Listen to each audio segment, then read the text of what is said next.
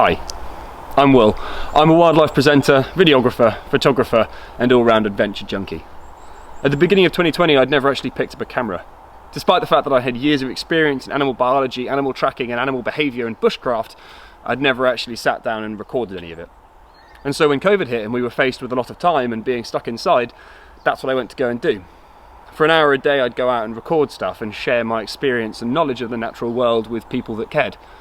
It turns out quite a lot of people do care, and since then my videos have been used for national and international charities and my photos have been published in national newspapers around the country.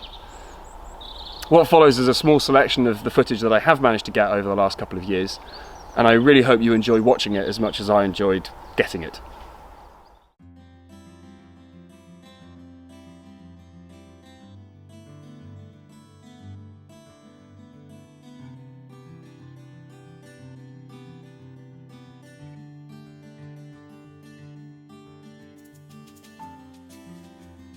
So I've driven across Scotland to Mull, which is an island just off the west coast, and it's a haven for all kinds of wildlife.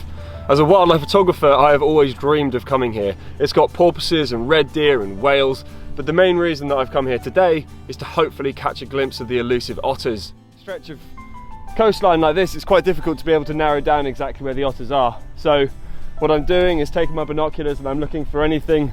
They arch their backs before they dive, and so I'm looking for the tail that flicks up just after they dive, but it's a very slow process.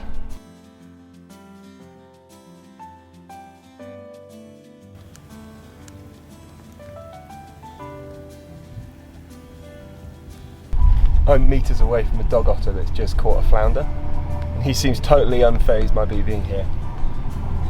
This is the coolest wildlife encounter I think I've ever had.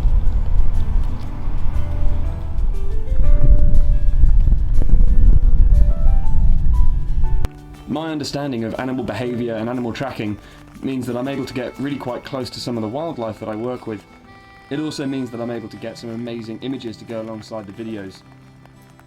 These shots, for example, were taken on the same day in between rainfall, and I think they really showcase the beauty and the ferocity of the Eurasian otter.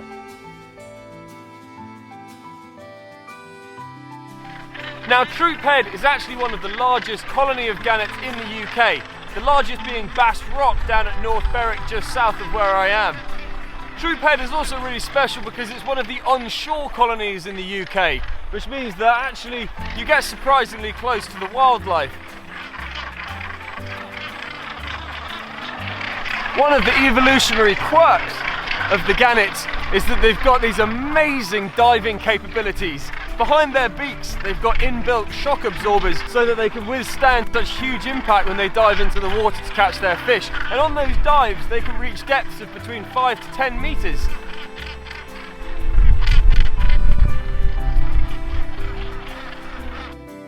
So seals will start to give birth in September, October time, just at the end of summer. In that way, they can feed up on all of that excess food that they've got available to themselves during the summer, and then give birth when those fish stocks start to diminish. Now when they do, the females, the mums, will come up into the sand dunes like there are behind me here, and they'll give birth to their pups. This sequence about a female kingfisher hunting is actually several different kingfishers all slotted together.